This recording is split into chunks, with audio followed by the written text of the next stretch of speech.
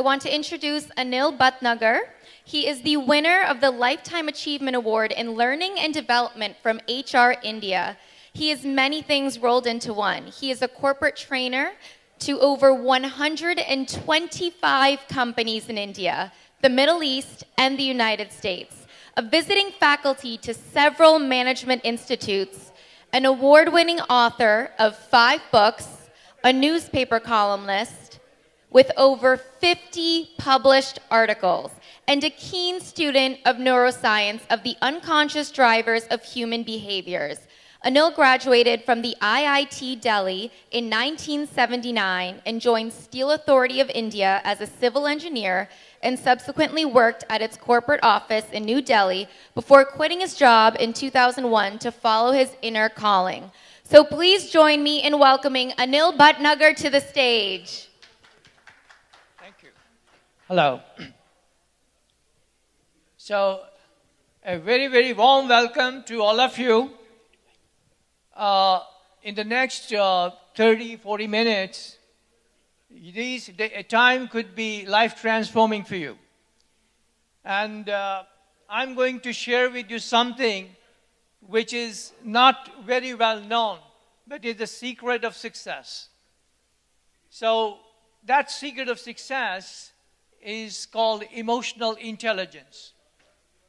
And emotional intelligence, the secret of becoming the success magnet. So to begin with, I would request all of you to please occupy only the first 2 rows because we are going to have fun. I'm going to start some exercise. So those of you sitting in the back chairs, please occupy the first 2 rows. And very quickly, I want you to shift to the first 2 rows, all of you. There's no need for anyone to sit in the back chairs. Please come forward. Please, madam, please come on the first 2 rows. Okay. So we are going to do an exercise, an activity, right? And I want you to forget that you're adults, become children once again, right? And you listen to my instructions carefully.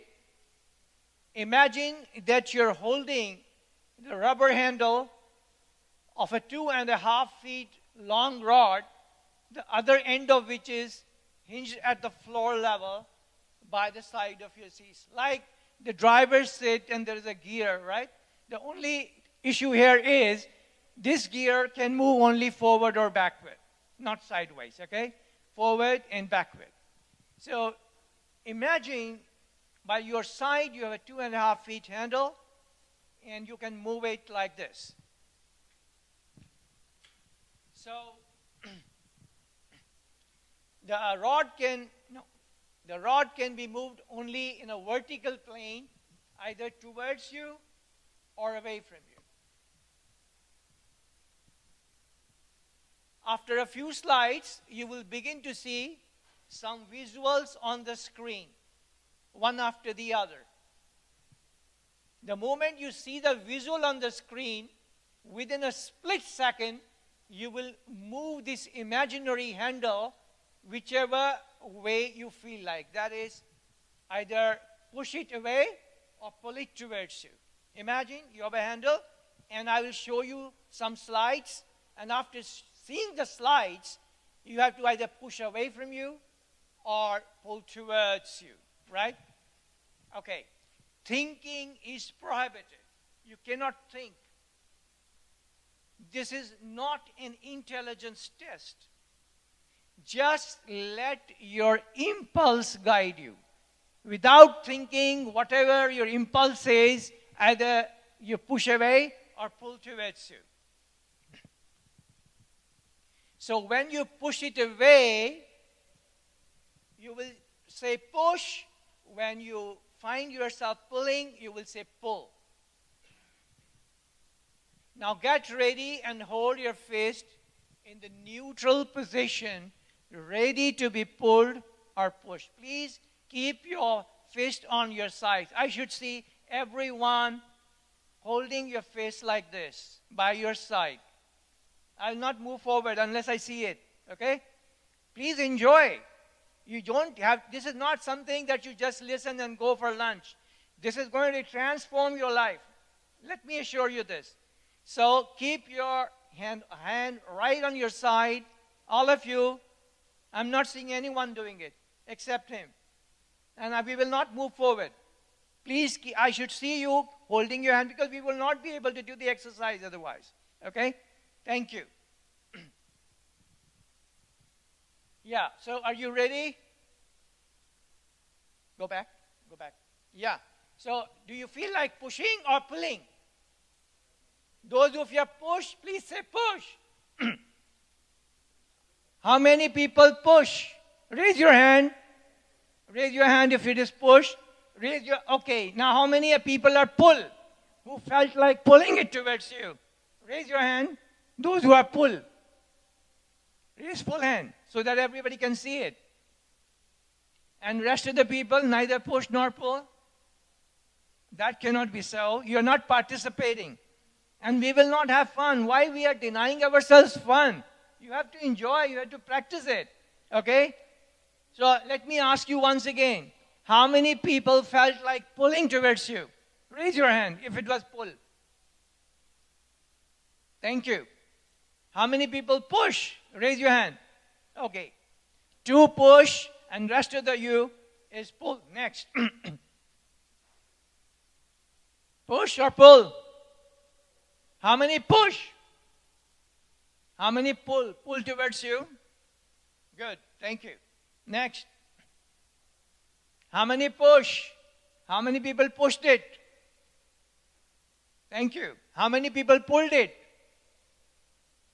2. Okay. Next. Just stop here. Next. Okay. So, I have done this activity all over the world where I go. I have done this exercise.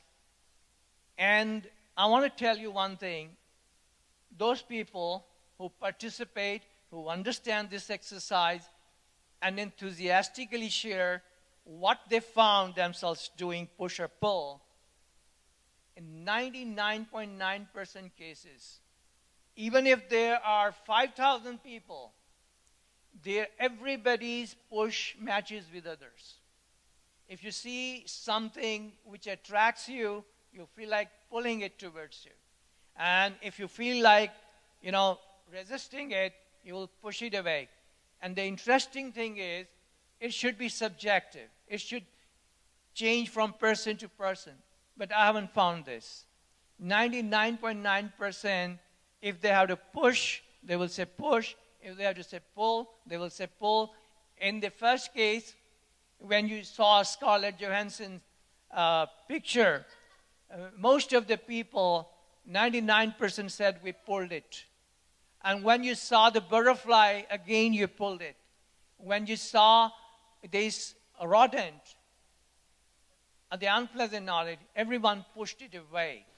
Why is it so that in this decision making, why everybody behave like the same? There is a reason.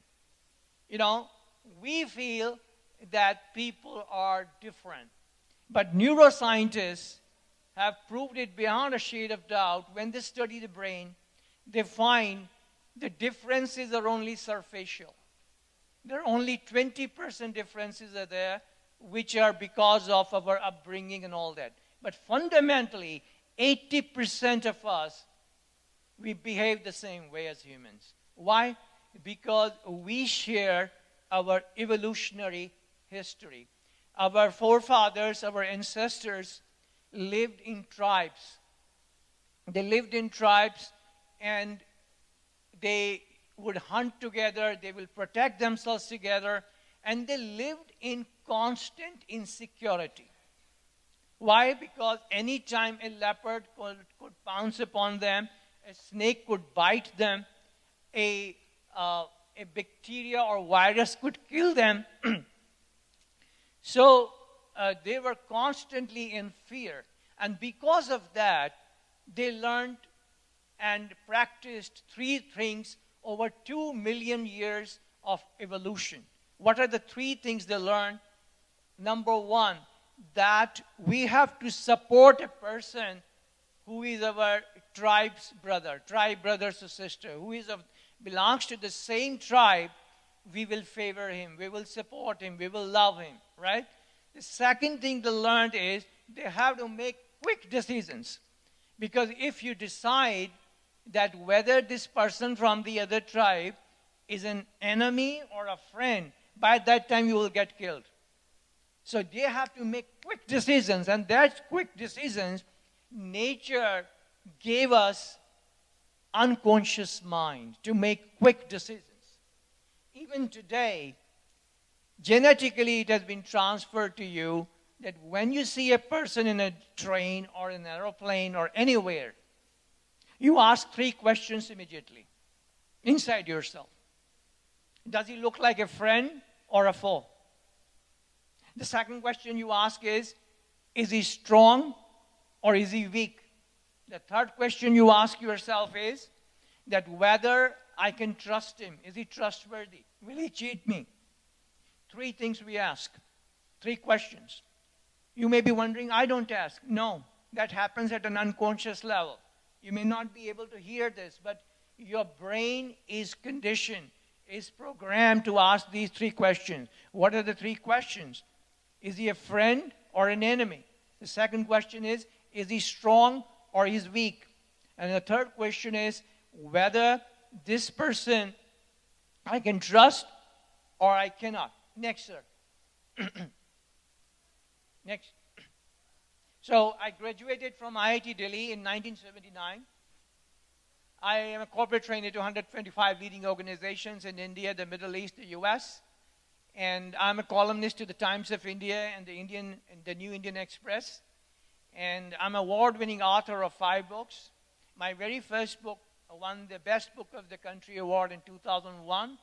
And I have written lead articles for personal excellence and leadership excellence. The magazines brought out by Covey Leadership Center in the US, Executive Excellence Publication. And I'm the only Asian to have been featured twice on their cover page.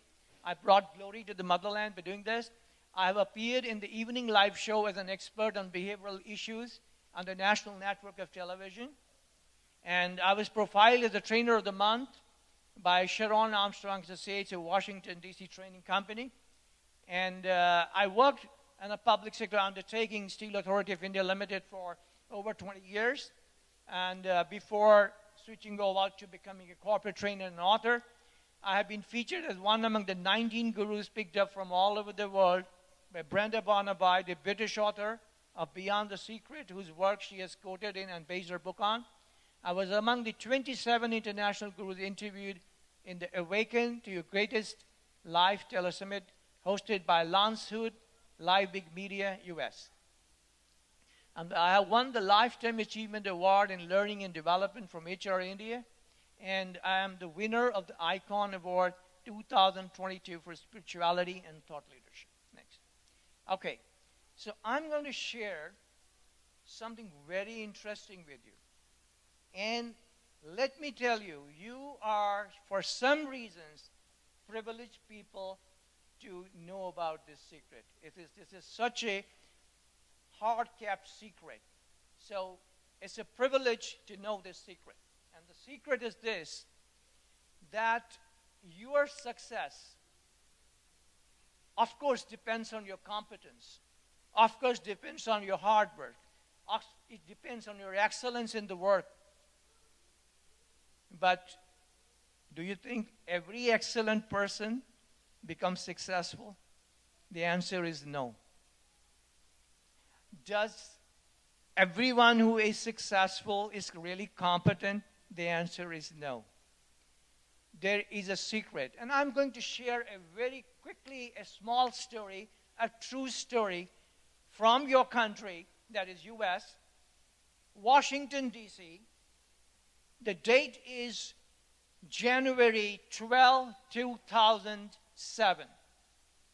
It is 16 years ago.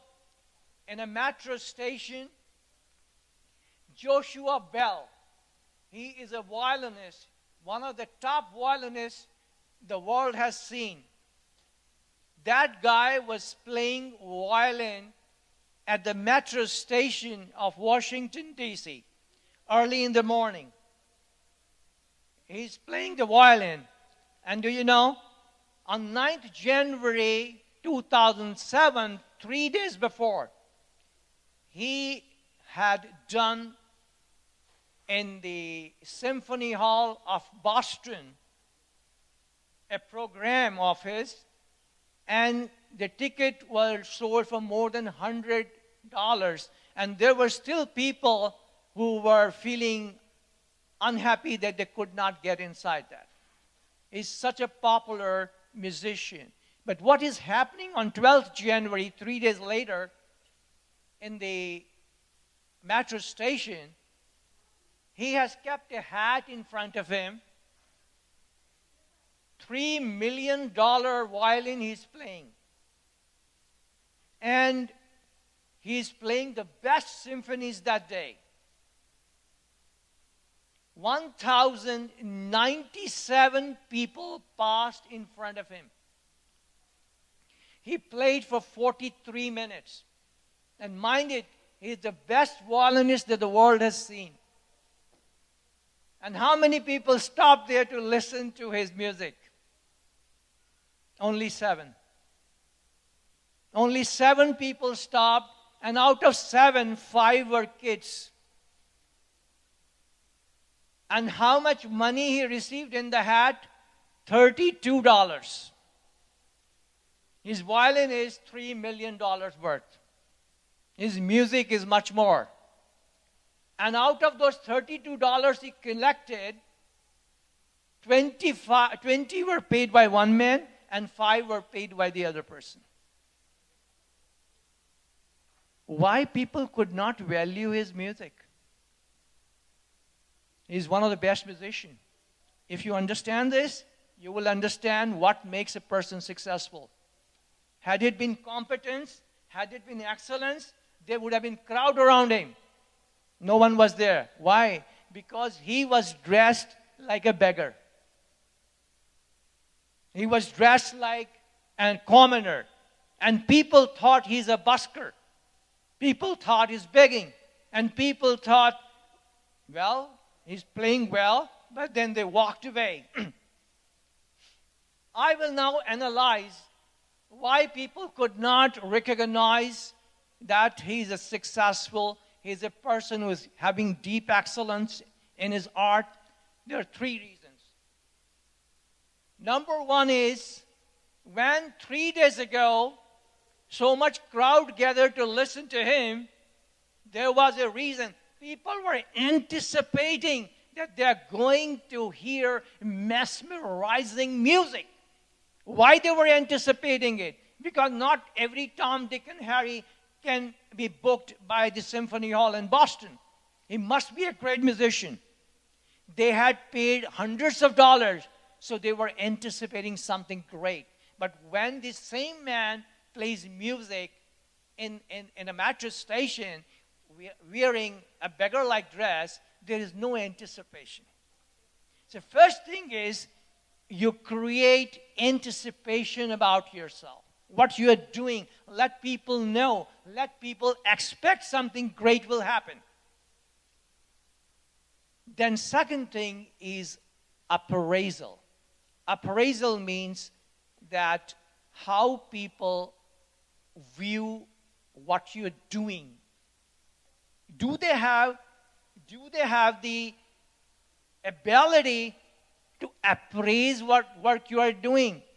Suppose you are Buddha and you are giving a discourse and there is a pocket, there is a thief going there.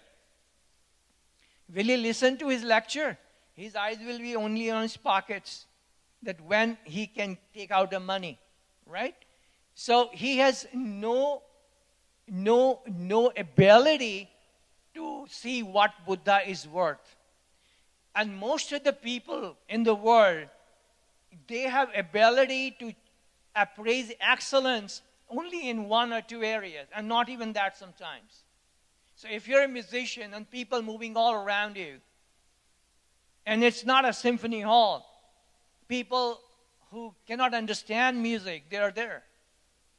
So first of all, you should be surrounded with the right kind of people who can value what you're doing. Third is connection. When you go into a symphony hall, you connect with the audience. You say something that connects you to them. You make them do something so that it connects you to people. If you're not connected to people, people are just like the metro station public. They're going here and there. They're not connected to you. So, like that, if there is a cable, it has 3 wires, blue, green, and red. Red stands for connection. If you want to be successful in life, you must be able to connect with the people who are significant people on whom your success depends. Connect with them. And second is, you should be in a profession where people around you can value what you're doing. They should be able to understand what you're doing. If you are a musician and you are surrounded by people who really can't appreciate it, you are at the wrong place. You will not be successful. Number 3 is anticipation. Create trust in people that what they are going to listen is going to be something important. I'll give you a very quick, interesting episode. In London, in a train, there was not much crowded metro that day. A person walked in. He was an African, and he just walked into the metro station when the train stopped. He was very well built, very tall, and he had a 6-pack, well-built muscles, but he was a paradox because normally people who are very healthy, they don't smoke. The moment he got into the metro train, he took out his cigarette and ignited the lighter, and he started smoking. The moment he started smoking, a lady who was standing there, she said, "Listen, sir, you cannot do it here. This is a train. You cannot smoke here. What are you doing?"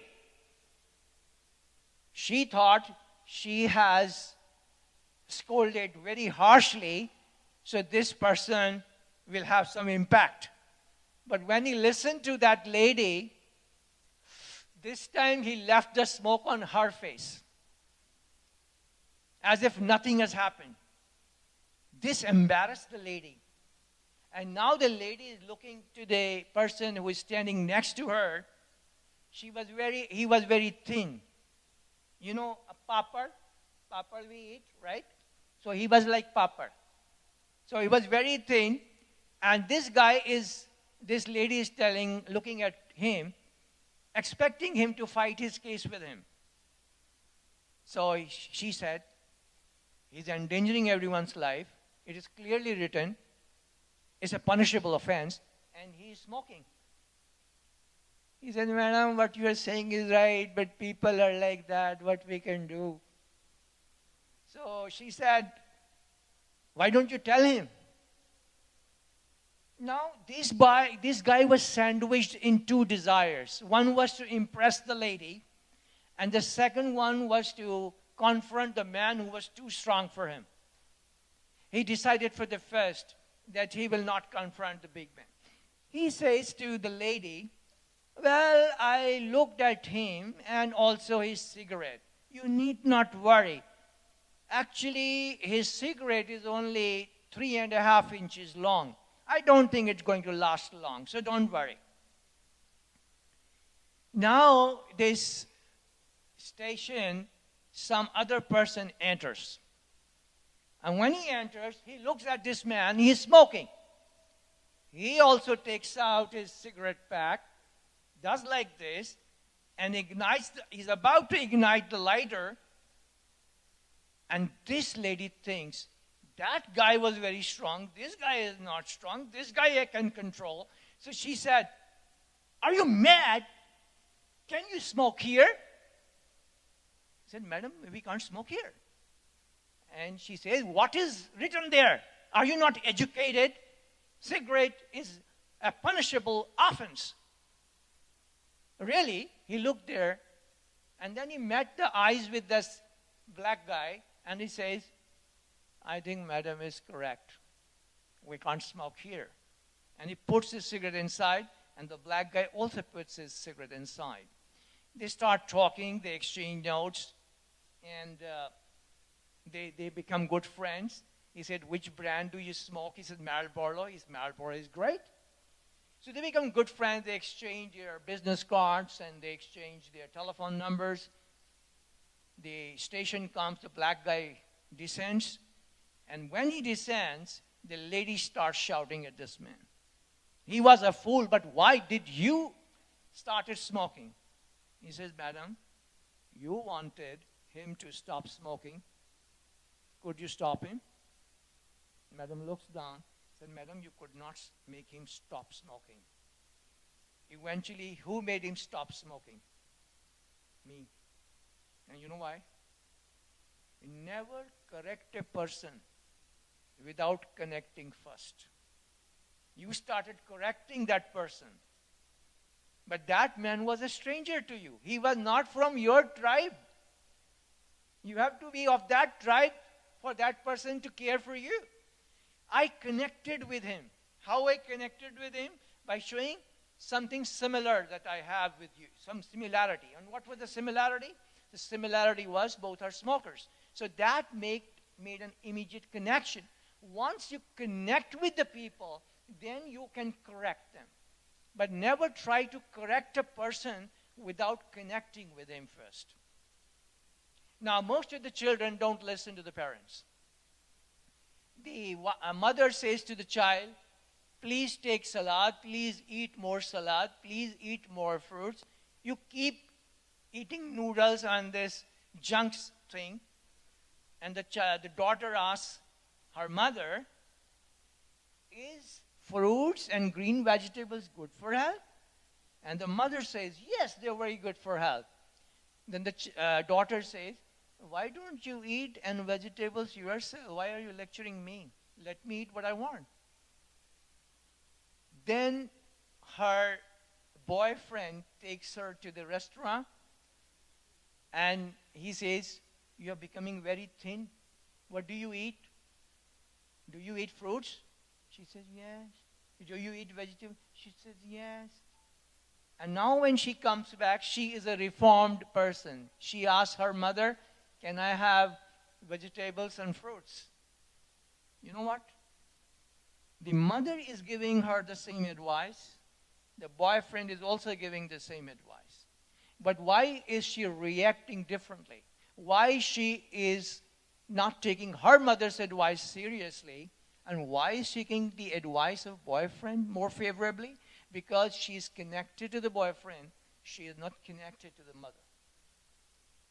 So 3 things are important to become successful in life. First, learn to connect with the people who matter in your life.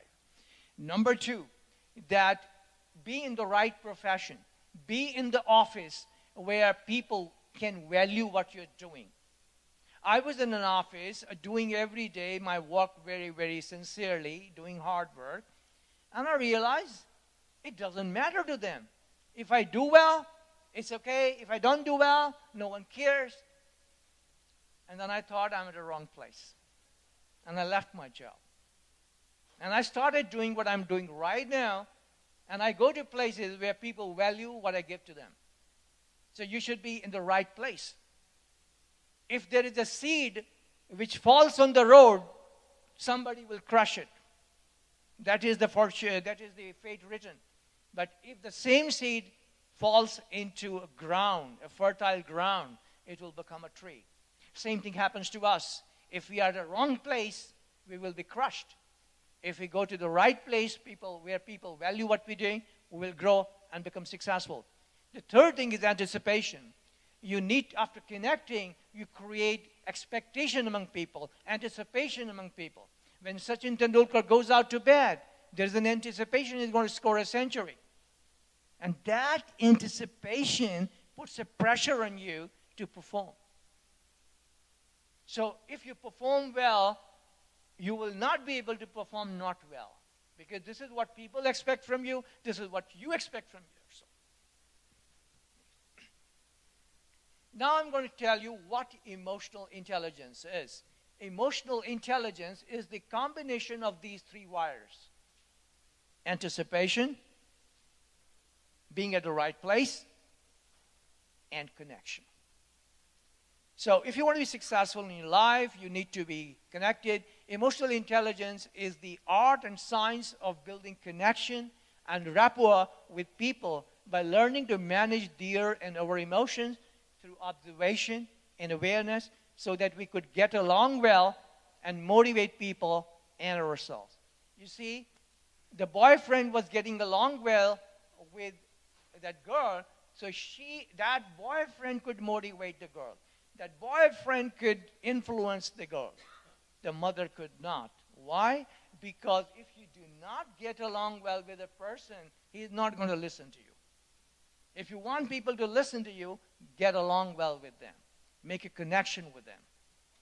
And then only you will be able to motivate them. If they don't like you, they will not hear you, even if you are the boss. They may do it out of fear once or twice, but they will not do it wholeheartedly.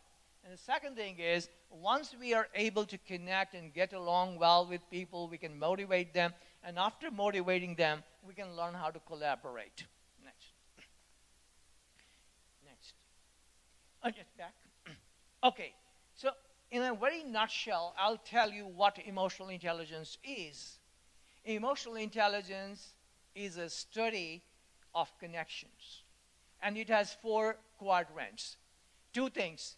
First of all, become aware of your emotions, self.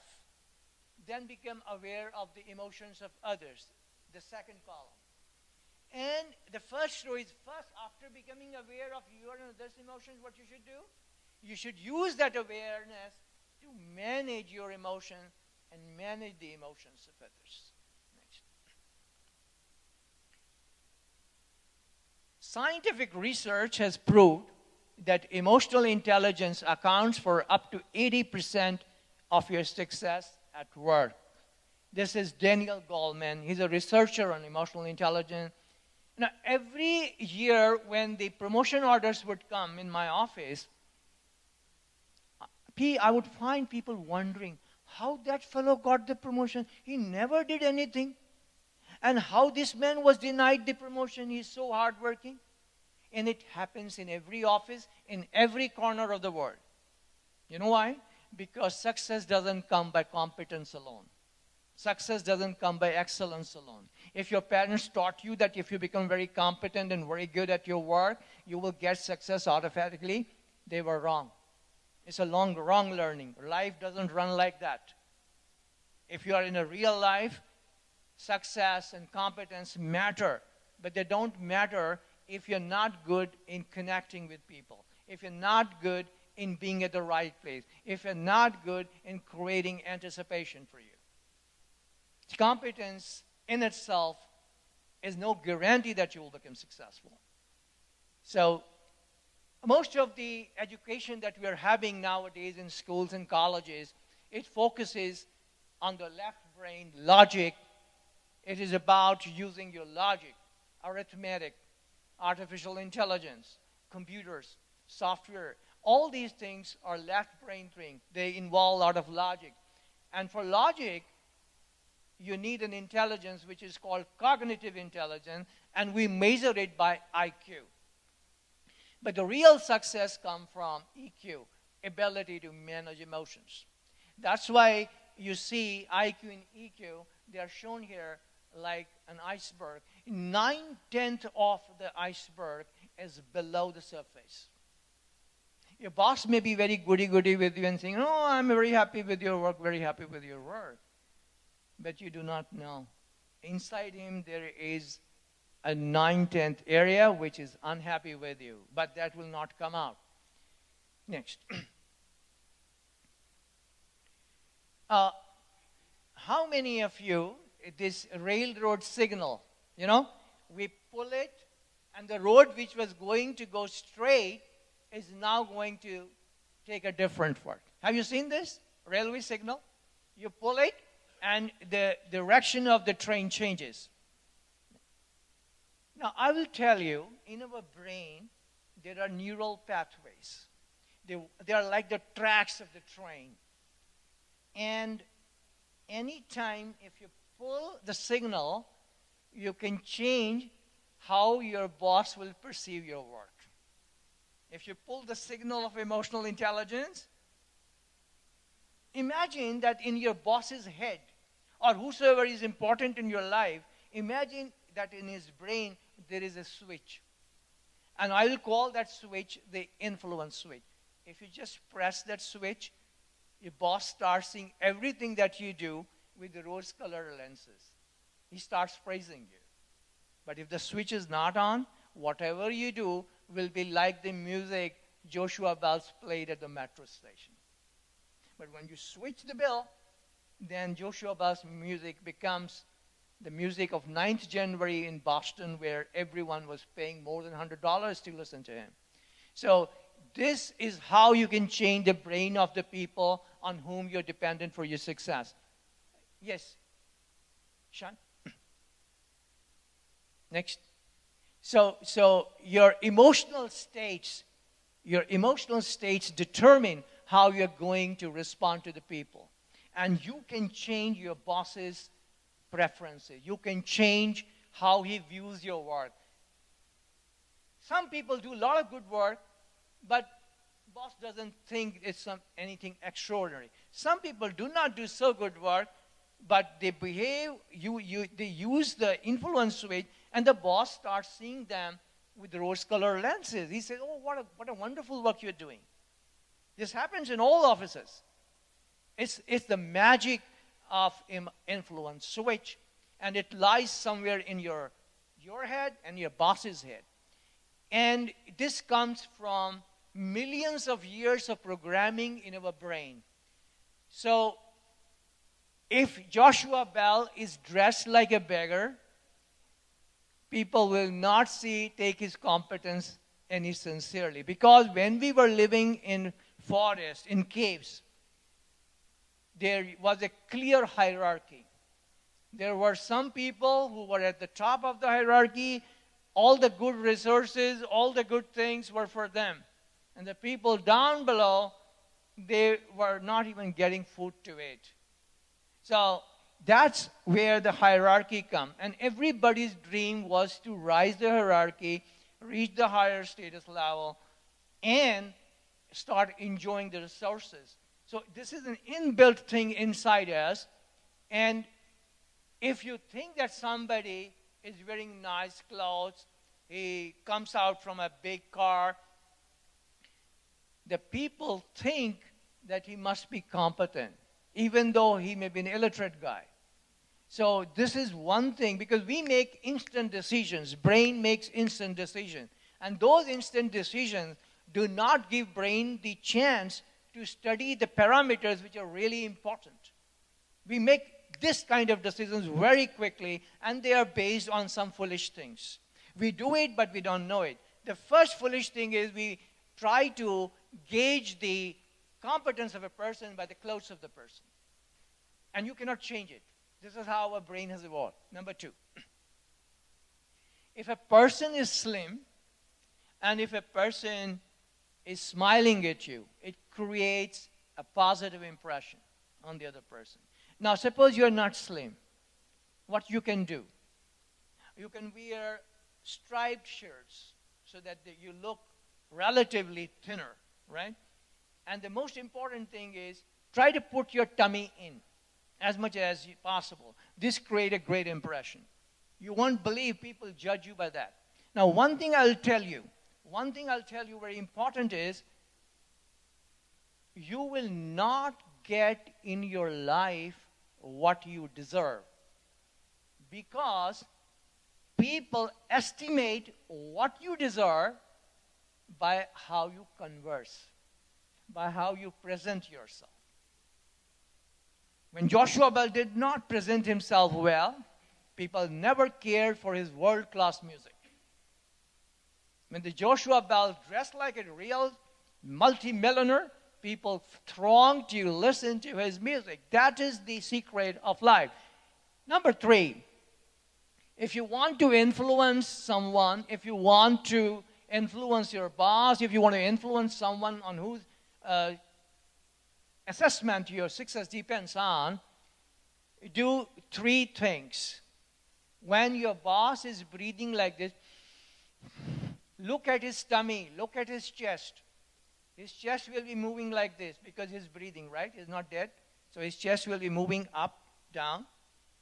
What you should do, without telling him, try to synchronize your breathing with him when you're sitting next to him. You also start breathing. When his chest goes out, your chest should go out. When his chest goes in, your chest should go in. This is called mimicking in psychology. And mimicking means if he's sitting like this, you also sit like this. If he's sitting like this, you also sit like this. And do it not very overtly. Do not do it immediately when he does it. Or take a little while. Otherwise, he will think that you are mimicking him. So when you do this, you develop a very invisible bond of connection with your boss. And he won't know why he has suddenly started liking you. The second thing is body language. Body language is very important. It communicates about you before you start speaking. If you're standing like this, people will not think that you really know anything. Stand straight like a military guy. Even if you're 70-year-old, look thin and put your weight on both your feet equally. Stand straight. And that creates a great impression. Occupy more space. Do not sit like this. Sit like this. And this creates impression on the people that you have something extraordinary to give. When you speak, don't speak with a faint voice. Speak with the voice of a military brigadier. Right? Next. Next.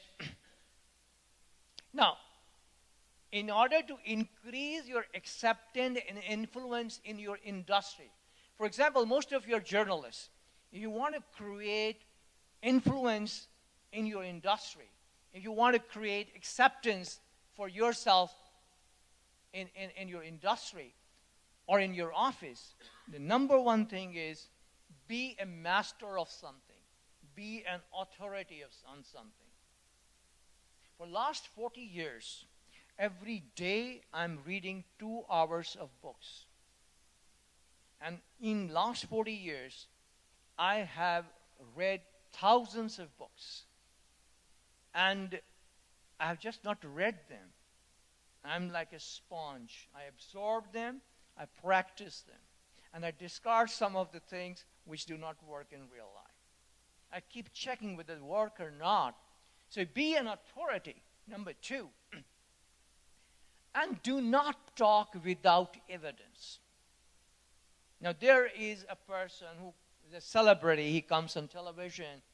And to people like me and him who do not have hair on the head, he gives the advice, do like this, right? You rub your nails and stand in front of a mirror, and gradually you will see your hair coming out of it. And this is a foolish kind of thing to say. If you spend your 70 years of life doing this, not one hair will grow, right? But most of the human beings, they want people who could give them some hope.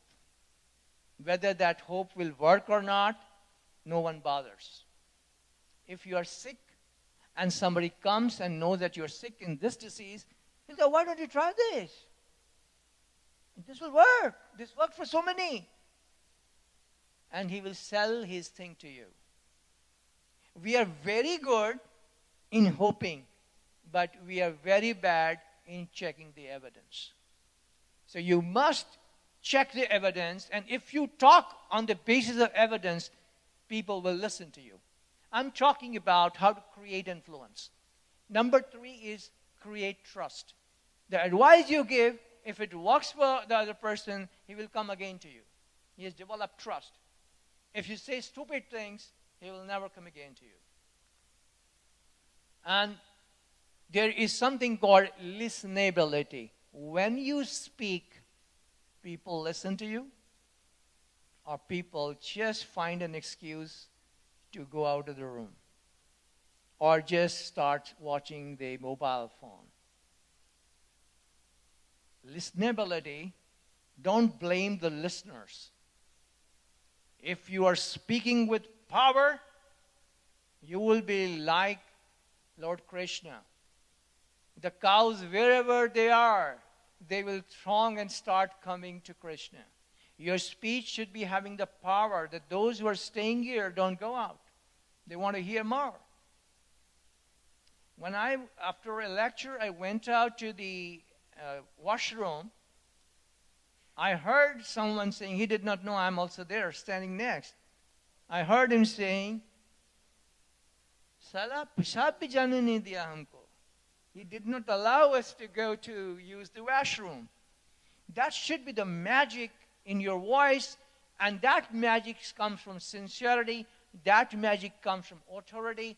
That magic comes by being good at your work. That magic comes when you talk with evidence. That magic comes from developing trust in people for what you're saying. And listenability, to create listenability, that people will listen to you, you need to do 4 things. Number 1 is talk about hope and positive emotions. If you are speaking the truth, but you are giving pessimism, if you're giving negative vibes, negative feelings, even if you're true, people would not like to listen to you. If something is bad, say it's bad, but it will be improved this way. Talk something positive. Leave some hope for people. Create positive emotions. Number 2 is that you should do something, give them a suggestion which will help them do something better next time. Number 3 is help people to do something better. Assist people. Number 4 is highlight gaps. If somebody is not good in something, you identify that gap and let people know, you want to do better? When you say you want to do better, you are highlighting a gap, and then say how you can do that better. Right? Okay, next. Then next is likability. How to make people like you. Next. Yeah. Next. The first formula for making people love you and like you is to make a principle in your life is that, which is called BTB. In my life, when I was in distress or in some problem, when I meet some people and I leave them, I would feel my problem has been solved. I start feeling better, right? But when you meet some people with a problem and you come out, you say, my problem has further increased. So try to make people feel better than before. No, not the next. Go back. So make people feel better than before. Make a goal. Whenever you are talking with someone, when you leave him, he should be feeling better than before. Next. UPR means unconditional positive regard. Always respect the person, even if he's a beggar, even if you're never going to meet him again. Show respect. And do not show respect because he has some good qualities. Even if he's a corrupt man, show respect to him. This may sound a little paradoxical to you, is, do you show disrespect to someone who has cancer or who has some heart disease? No? You don't do this, isn't it? In fact, you sympathize with him. Same thing is here. That person did not learn how to earn money honestly. That's also a disease. The respect should be for the person, not for the quality. Otherwise, you will not be able to respect even your parents. We all deserve love irrespective of anything. In fact, those who do not deserve love, they need it the most. At an airport, a person is reading a book, and then there is a beggar-like person saying, "Sir, I need your help." He shifted his focus from the book to man. "Yes, what do you want?" "Sir, this is my first flight. I've never taken a flight. This will be my first journey in an airplane, and I don't know what is the procedure. Can you help me?" He said, "Show me your ticket." And he showed the ticket. So both are going to Colorado. So he said, "Well, you are going in my flight. I'll help you." He gets them the boarding pass. Both of them get the boarding pass. And because they had got the boarding pass together, they sat together in the airplane. Now the airplane takes off. And that man expresses gratitude to him and says, "Thank you so much." He said, "No, I didn't do anything for you." And then he asked, "What do you do, sir?" He says, "I'm an author. I'm a professor." And then he asked in return, "What do you do?" He said, "I do nothing." "No, I mean, for livelihood, what do you do?" He says, "Sir, I do nothing." "Then how do you eat?" He said, "Actually, I eat whatever they give in the jail, I take it." "So are you a prisoner?" "Yes, sir. I murdered somebody. For 21 years I was in the jail. And my jailer was very happy that I'm being released. He purchased the ticket for me." "Do you really murder someone?" I said, "Yes, I really murdered someone." Now, this man is thinking who I'm sitting with and who I helped. And then he looks around whether he can sit somewhere else. The murderer said, "Sir, I have already seen there's no other seat vacant. You will have to do the journey all along with me only." And then this man says, "Sir, do you think you're better than me?" He says, "Of course, I'm an author, I'm a professor. And who are you? You are a criminal, you are a murderer. Is there a question about it? Of course I'm better." He says, "Sir, you're not better than me. I was born in a slum. Every day I would hear about murders, about rapes. And nobody had heard of education. If you were born in my place and I was born in your home, I would have been sitting right now here and you would have been sitting here. This is the only difference between us. Always remember this story. And always respect every single person, even if he's a beggar, who comes in your life. You cannot be a better person than the next. You can only be more fortunate than the next person. You may be more luckier. The third thing is, if you want to insult someone and you do not know any cuss words, how will you insult that person? By stopping to listen to him. When he's speaking, you are looking at a mobile phone, or you are looking outside, or you are interrupting that person. This is equivalent to abusing that person. And the opposite is, if you want to show respect to someone, throw away your mobile phone, just focus on what he's saying and listen to him. Listening is actually a social work because there are so few listeners left in the world. If you listen to people, people will feel, oh, somebody heard me. They will like to tell you more. And the more you feel somebody has listened to you, you will start feeling better. Next. I'm about to finish. I won't hold you long for your lunch. So offer people compliments. Whenever you meet people, sometimes you feel that this person is looking so handsome, he's dressed up so well, but we don't say this. And that's not a good thing. If you feel something good about a person, tell that person, you are looking great, your coat is very nice, your tie is very nice, your posture is very good. you're maintaining yourself well, give a compliment. And that compliment should be sincere. It should not be a lie. The second thing is, taste it before you serve. Whatever you're about to speak to the next person, think that if this thing was told to you, how would you feel?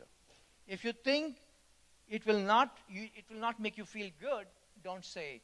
In the 5-star hotels, there are people, the chef will taste it himself before serving it. At home, people do this. When you're talking, be a chef. Do not speak things to the others. Even when they have done something wrong, do not speak something which, if spoken to you, you will not like it. Next, find similarities. Do not focus on differences. You see how wise that man in the train was? He did not say, stop smoking. What he did instead, he connected with him by finding a similarity. I'm also a smoker. My favorite brand is also Marlboro. So we are one. We are from the same tribe. Find similarities and people will begin to like you. And third is HISP. One mistake people do is that they equate the characteristics, qualities, qualifications of a person. They mistake those things with the person. No, the person is not his qualification. The person is not his car. The person is not his Apple iPhone. The person is different. These attributes are very different. And treat them differently. If your junior has done something wrong, you must appreciate that junior for whatever good you see in the person, and then say, I expected better from you on this end. For example, someone leaves the office early without telling you, and you are the boss. Do not scold him. When he comes, was there something urgent at home that you had to leave? And then you say, well, if somebody else might have done this, I wouldn't have felt bad. But I felt bad because you did it. I expect more from you. What are you doing? You're raising that person and lowering his behavior. Nobody wants to come down once you make him sit high. Nobody wants to come down from there. So he will raise his behavior to match that. Next. And the last is, and this is the last thing I'm going to tell in this presentation. After that, it's over, unless you want to ask some question. An egg can break in two ways. One way to break an egg is you take the egg and do tuck, tuck, tuck like this. Right? The contents will come out. That's how we break the egg. The other way to break the egg is to do nothing. After a few months or whatever time, the liquid inside will become a life form. And that life form will break the egg from inside. So a chicken will come out, right? In the same way, when you want your daughter, when you want your son, when you want your husband, when you want your wife, when you want your boss to do something different, one way is to take straight away, like that lady in the train said, stop smoking. That's what? Breaking the egg from outside. And what is the way to break the egg from inside? Is to make the person realize himself that what he's doing is wrong. And if you make the person become aware what he's doing wrong, there are more chances of him doing the corrective action. But if you first of all tell that you are a bad person, you are wrong, you're doing something wrong, he will say, I will rather do my wrong than your right. So always ask questions. My son was not studying well. He was in 12th standard. So I asked him that, how are you prepared for the exams well? He said, yes. And I said, how long people are studying in your class. He said, this much, this much. I said, why are you studying so much? He said, because last time 91% who got, that was the last cutoff for admission in a good college. I said, you will get 91. Why do you worry? Then, no, Papa. It's not only your son who is intelligent. In my class, everyone is intelligent. Intelligence doesn't help. You have to work hard. Now, this is exactly what I wanted to tell him, but I did not. Instead, I made him speak those words from his mouth. I broke the egg from inside. So instead of judging a person, instead of instructing a person, make the person realize it himself. You just go on asking questions. So that those questions, when he will try to answer, his awareness will rise. And because of that awareness, he will own what he is saying. When I say something, I own it. I would like to do it. But when my father says something to me, I will feel hurt. He is saying that I'm bad. I would rather not do that. Okay? So with this, we come to the end of the presentation. And those of you who want to stay in touch with me can click a picture of this. This is my email ID. This is my site. I'm available on LinkedIn. I'm also available on Facebook. You can stay in touch with me. And if you have any personal problem, any professional problem, feel free to contact me. I have only one goal in my life, that before I die, I have touched thousands of lives, helped them do better in their life. So it will give me immense pleasure if you give me an opportunity to serve you. If you have any questions before we leave, 1 or 2 minutes, you can ask any question you want, and then I'll leave you to lunch. If there are no questions, we can go. Thank you. Thank you so much.